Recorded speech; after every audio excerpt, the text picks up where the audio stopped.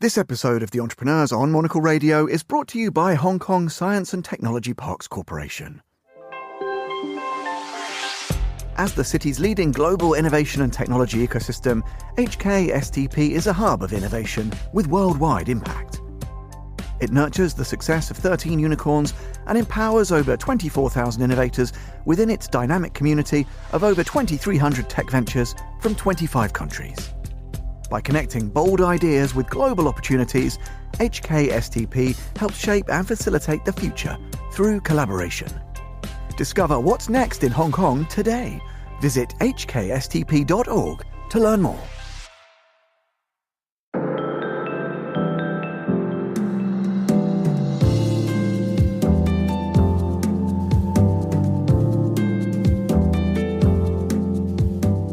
Hello and welcome to The Entrepreneurs on Monocle Radio, the show all about inspiring people, innovative companies and fresh ideas in global business. On today's programme, we look to the skies. It's an aviation special. First up, we'll meet the founder of a business aviation company that he started due to his dissatisfaction with the private jet industry. There was no quality product available at a predictable price level, and it was highly complicated. And I kept on saying, how is it possible that we're selling to the wealthiest, most influential people in the world and not having a simple business? And later, Monocle's Paris Bureau Chief Simon Bouvier joins the show with some highlights from this year's Paris Air Show. What caught your eye at Le Bourget, Simon? Hello, Tom. It was all about defense, drones, and Boeing. More from Simon landing a little later in the show. This is The Entrepreneurs with me, Tom Edwards.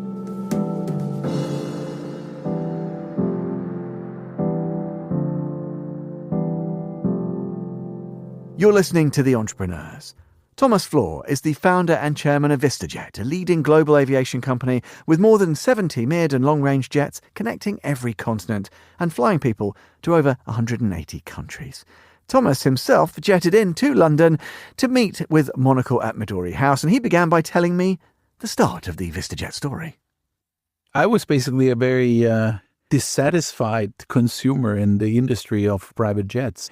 I chartered airplanes, and this is early 2000s. You never knew what you got until you arrived at the airport, and that's what happens in the charter market. I analyzed the market, and I looked at, what are my options, etc. I could never get my head around the fractional ownership model because a quarter of an airplane is, for me, not an asset. It is a fraction, and I always want to be able to either buy or sell an asset when I want to, and with a fraction, you're depending really on the company that is distributing those fractions. So ultimately, I ended up buying an airplane out of frustration that there was no branded quality product available at a predictable price level. And it was highly complicated. And I kept on saying, how is it possible that we're selling to the wealthiest, most influential people in the world and not having a simple business where we're guaranteeing to fly you and you're guaranteeing to pay you? And that's basically the proposition, a guaranteed availability of an aircraft against a guaranteed payment stream. That's all what you need. And if you can't get it in a 3 to 5 page contract, then I'll look for another lawyer to contrive that. It's funny because so many of the entrepreneurs we talk to make their ideas sound so simple and obvious even, and yet we know they're not, right? Because then everyone would have done it before you and you wouldn't have created what you've created. What was the biggest impediment in those early days though, Thomas? Was it people's skepticism? Did people say, potential partners, listen, if it did work, someone would have done it? Is that the kind of pushback that you got? You come straight to the shareholder structure, right? For the first 14 years, I owned the company 100%. There was so much skepticism. There was doubt. And what is this guy doing in this industry? He's not a pilot, doesn't understand what he's doing. An asset finance guy. And yes, lots of skepticism. And kind of like the educational drive from the industry trying to tell me how the industry works. And I said, I don't want to know how the industry works because I'm not happy with the industry. So let me do it my way. And, this can come across as knowing it all. This can come across as being constantly skeptical to the industry. But at the end of the day, I think it needed that fresh set of eyes to completely change and offer something that was actually exactly meeting what the users wanted. Because I was a client of this industry. I am a client. I'm a user. So I think I know what I want. I just couldn't get my head around the under-industrialized, and this is a word I want to introduce here, the under-industrialized level that this industry was facing back in the early 2000s.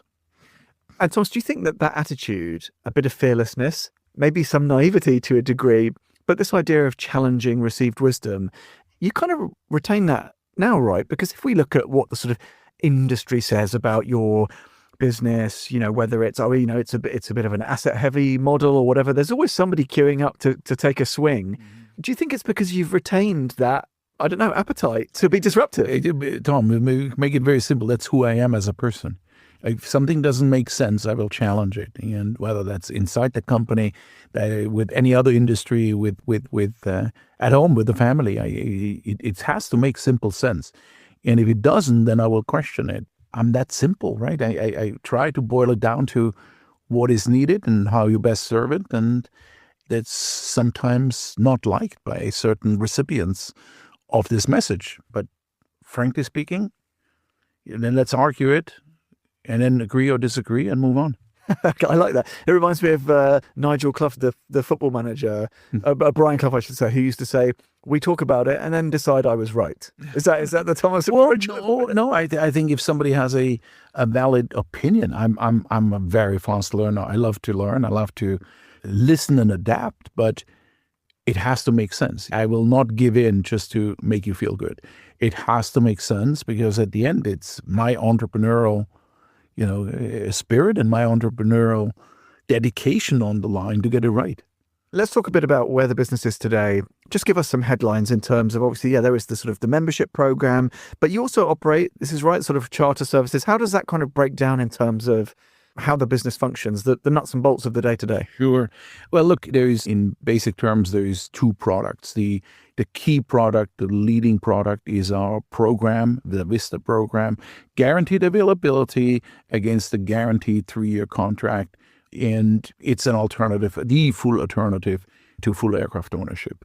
And that is what the company is being built on. Now, think about that. Why is there, in addition to, so that's typically for a client flying 50 hours or more per year. Could be some clients fly 800 hours per year.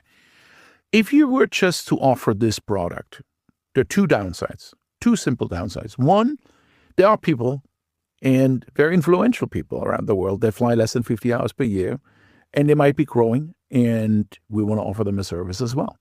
That's what you call an on-demand, short-term need, and that's what our on-demand offering constitutes. But there is a second element.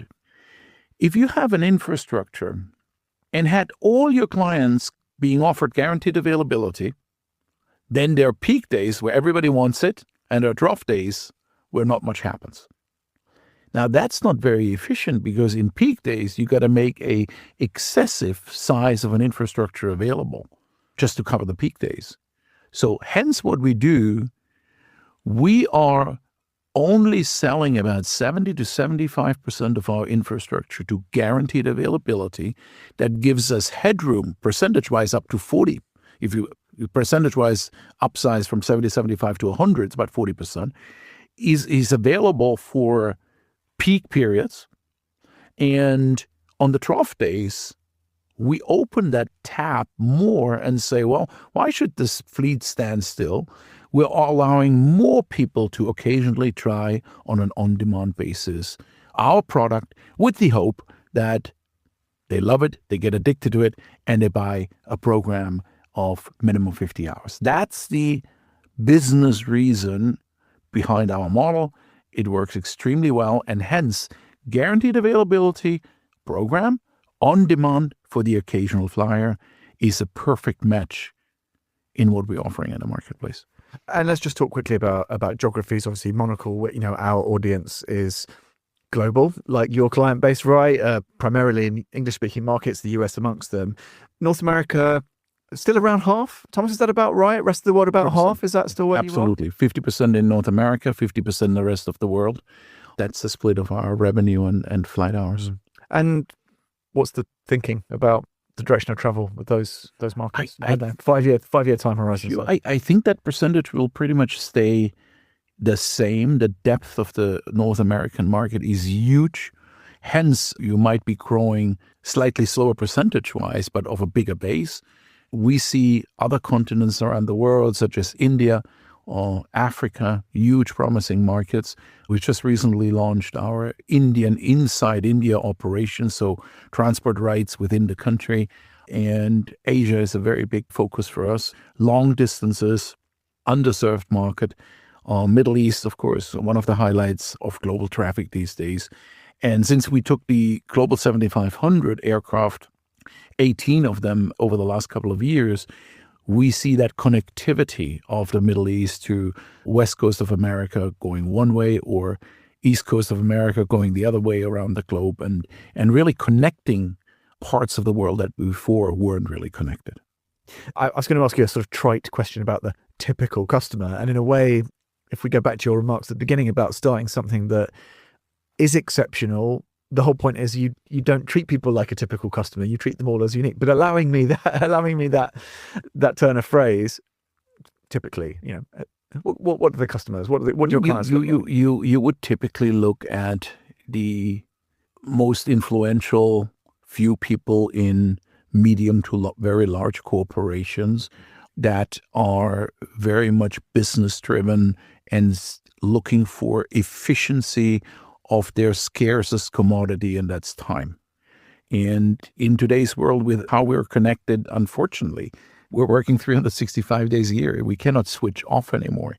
And hence, the business jet allows you to optimize your time, be more efficient, being in more places in shorter periods, and arrive completely fresh and conduct and fly back and hopefully be with your family. So I think this is really if there is a typical client, but it could also be maybe the same extremely successful surgeon in the world. Okay, it could be a sports star. All of them have that one thing in common, and this is time is scarce. Their biggest value is themselves and their personality, and I think that's what we enhance and thrive for, to give them more of themselves. Bring us up to speed. Lots of headlines in the last kind of year or so about equity investment and, what does that give you in terms of resource or debt restructure in terms of moving forwards? Already mentioned the sort of asset intensity of a business like yours. Where are you at the moment? Tell us what's been happening. Let's say, so there's an equity investment in the company just recently. We were very picky in terms of who to choose. I always see money as a commodity. What is most important is who stands behind this money and what are they contributing to the growth of the company. And we found a wonderful investor in Asia. Hence, I mentioned earlier that we have a big focus on Asia. And they're actually helping us to find new customers, reach out, bring the name Vista onto a product platform where we maybe have been underrepresented so far. So we're very excited about that. We did a term loan B is a institutionalization of the balance sheet. So I want to clarify this, if I may, Tom. You use the word debt restructuring. That is a very dangerous word. It's about 1 million miles away from what we did. We made the logical next step into institutionalizing our balance sheet. So if you buy aircraft, if you have a asset-heavy industry, we were the first company that had unsecured bonds out there. That's an institutionalization. You're not on bilateral loans. We did double ETC, which is enhanced equipment financing. We brought that from the commercial airline space to the private jet market. Again, a leader in the financial markets for that. And then lastly, we were still having a fair amount, probably 40, 50 aircraft in bilateral loan agreements as a heritage from the past when we didn't have the institutional recognition. And that is extremely cumbersome because we might see that India needs 5 more airplanes, and then you need to talk to 5 banks whether they allow us to move you from the US to India and what it means. I mean, this is a 6-month process. But the industry today is you got to react within a week or two. Okay, so that really did away with the typical bilateral loans when you were a small company and institutionalized that last bit into what is called a term loan B and successful execution. And again, we went to the market with 500 million. We had 1.7 billion in orders within 48 hours, and we upsized to 700 and executed. So very successful capital market transactions, and it puts the company on a growth trajectory for the second half of the decade. That's what we're really after. We believe we take more market share with what we believe is a simpler, less expensive, and more transparent business model than any other solution in this industry. Thomas, what are the biggest challenges you face, apart from over-enthusiastic journalists misrepresenting the facts? What are the biggest challenges that you face on a day-to-day level? I think there's still a fair amount of work to be done by the manufacturers around parts. In the post-COVID world, we saw a complete break of the supply chains. And airplanes are extremely parts dependent, and they're really dependent on a global supply chain, because these airplane manufacturers, they're aggregators of parts and making it an airplane at the end. And there's still a fair amount of work to be done. And obviously, if a certain part is not there exactly in time, then it's downtime, and downtime is not good for us and not good for our clients. So I think that's one element. I think the reoccurring geopolitical conflicts that we have is not so much for us, but for our client, making it slightly less predictable. Now in the commercial space, even worse, right? People stop flying there, or airlines stop flying. But it's just, a word of caution and safety. When there are certain no-fly zones, that means your flight is longer, and these things are just affecting your travel. And of course, we're monitoring this 24/7, 365, but those are just some of the challenges that exist day in, day out, and it's a question of how you manage them. Yeah, well, how do you manage that? Because I guess people will look to you in the business as the leader, the figurehead, to reassure them, right? Oh, look, we can navigate a path through geopolitical volatility, but it is by its nature so uncertain. How do you reassure people? Is it a question of ensuring that they're confident to execute and they're not preoccupying themselves by asking the wrong questions? What's your sort of management strategy, leadership strategy to deal with that? Sure, but you think about it. I keep on using the word industrialization, right? I mean, there is enough information available to make the right choices. And of course, we're connected to the deepest sources of intelligence available, whether it is safe to fly, yes or no. And we always, if anything, err on the side of safety if there's a small question mark. But it's the processing of this vast amount of data to make the right decisions, which I call the industrialization. So we feel extremely comfortable that we have a system in place, an institutionalized system in place to make the right calls of what is safe or what is not safe. And I think it's in stark contrast what we believe a 1 airplane, 3 airplane, or 10 airplane operator can actually offer its customer base. Yeah, they might make a call. There are situations where Vista might say, we're not going to fly there. And maybe you find someone who will fly there, and trust us. We have all the motivation to fly because we have the assets on the balance sheet. But safety is first, and then there is safety, and then there is safety again. And we will not take a risk. And I think that's been a 21-year-old strategy that has paid off. Let's do a bit of a quick fire round. Can I get you to choose? This is tricky. What favorite aircraft? So we could go back to, was it 2003 your first Learjet 60? Was it going back over 20 years? Is that the first one always special? Is there another favorite? You can go business jet. You can go, wide body, whatever you like. Can I get you to pick one? Concorde. Oh, excellent. Okay. You wrong-footed me with that one. I was commuting a lot between London and New York at the time. But in today's world, it's a Global 7500. Absolutely favorite aircraft. It is as smooth as it gets. It's completely silent in the cabin. It has a permanent bedroom in the back. You can carry 15 packs and at the same time have enough space for yourself. It's just an incredible machine that Bombardier was able to pull off, and it's way above any competitor's aircraft, and I'd say that is my absolutely favorite aircraft. Now, if I fly from London to Milan, I'm not going to fly on the 7500. I think at Vista, we always strive for efficiency. So, whatever aircraft is right for the mission. But in terms of favorite aircraft, 7500. Okay. Two good answers for the price of one. I like it. I wanted to ask you about motorsport, if I may, just quickly, because I know this is a passion of yours as a racer, as a partner of famous and storied, Scuderia, whatever. Why so? And is there, I don't know, do you find that as a business leader, there are learnings, there's utility from being around something that's as dynamic and exciting and challenging as motorsport at that kind of level? Well, I think you're hitting a very important point here. Not that I can, but if you look at Formula One, great sport, fantastic. Look at so the FIS 3 World Championships, Formula One, World Endurance, and Rally. I'm in World Endurance Championship. And endurance racing is what you do day in, day out in business as an entrepreneur. You got to perform at 97, 98% over a very long period of time, okay? As you can't sink down to 90, otherwise you get overtaken, just like in motorsport. You got to be right up there at your best, just below the limit. And that is what endurance racing is. So you're dealing with a sport that is highly competitive.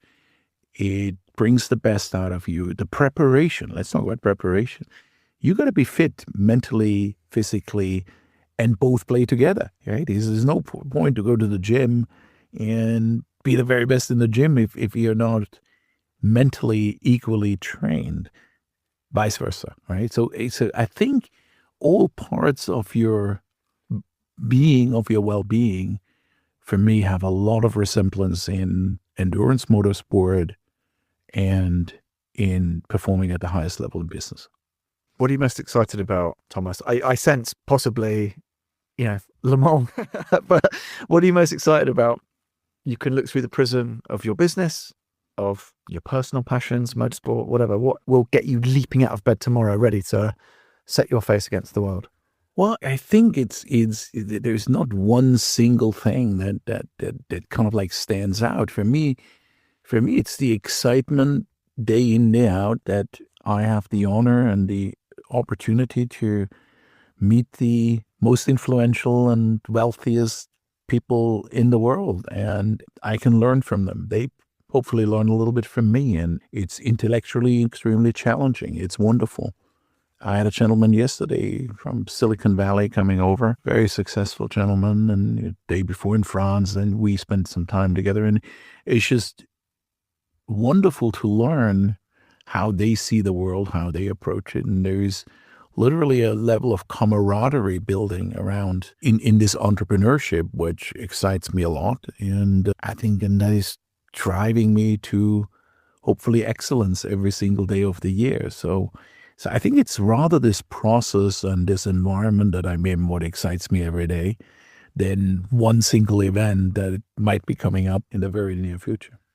And you don't ever get tired? Sounds a bit tiring to me. That's tiring. Well, it's not, because there is so much excitement around doing it. It's like saying, are you getting tired by going into the gym? Yeah, well, it's the consistency that counts, and yeah, you have a choice to make. At 5:30 or 6 p.m. and you go to the pub or you go to the gym. I love going to the gym, and whilst this 1 hour in the gym might be tough, but how I feel over a long period of time with all the energy that gives me, that is for me the exciting part of it. That was Thomas Flohr, the founder and chairman of Vistajet. You can find out more about the business and where they're headed next by heading to vistajet.com.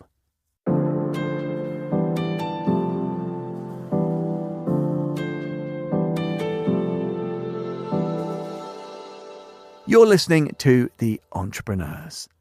Well, I am delighted to say we cross over to Monocle's Paris Bureau Chief Simon Bouvier at our studio on Rue Bachemont right now. Bonjour, Simon. Always good to hear from you, particularly on The Entrepreneurs. You've been a very busy man covering the Paris Air Show, of course.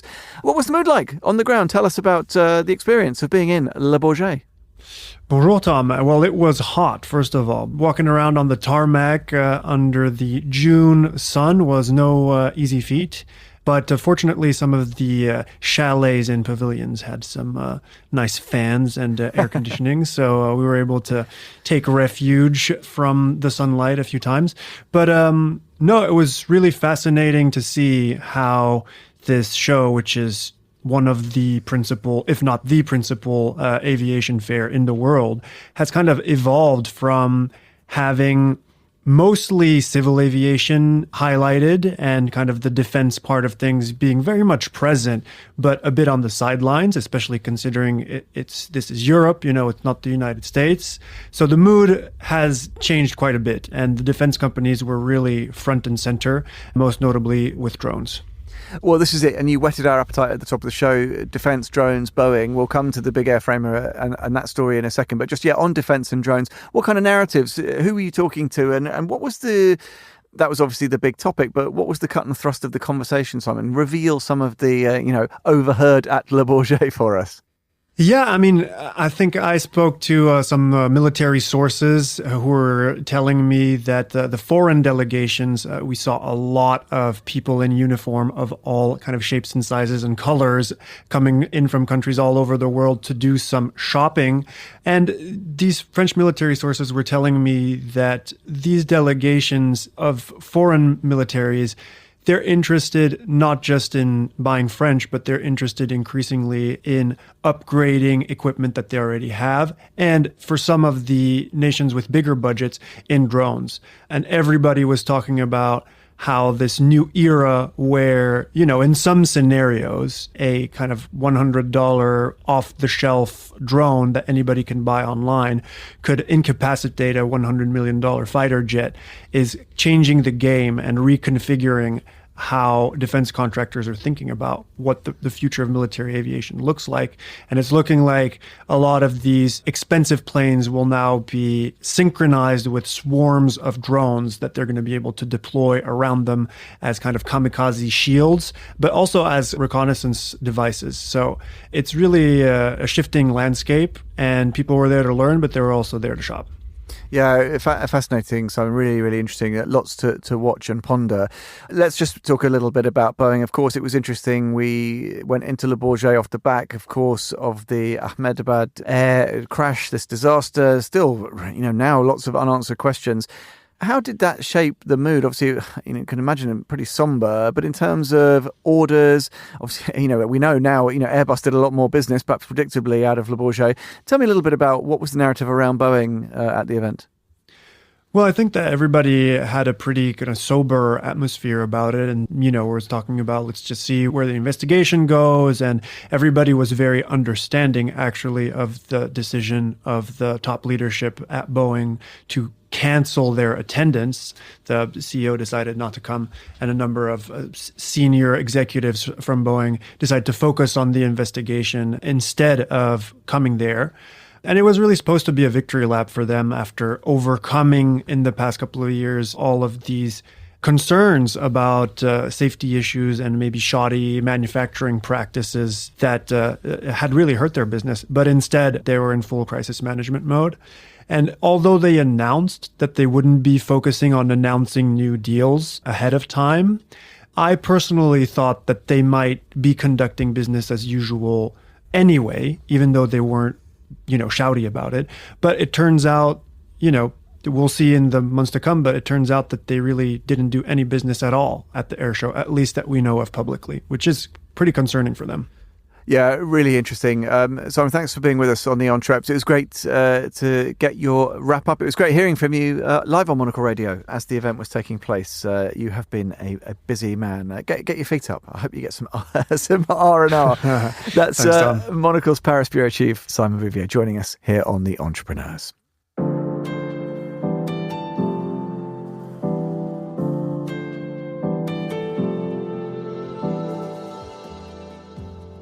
And that is all for this episode of the programme. We'll be back at the same time next week.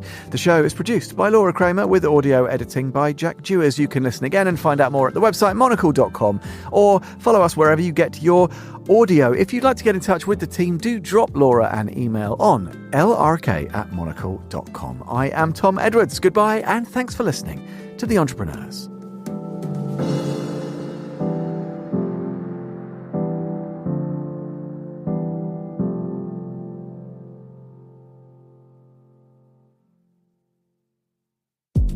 Are you building something better? So are we.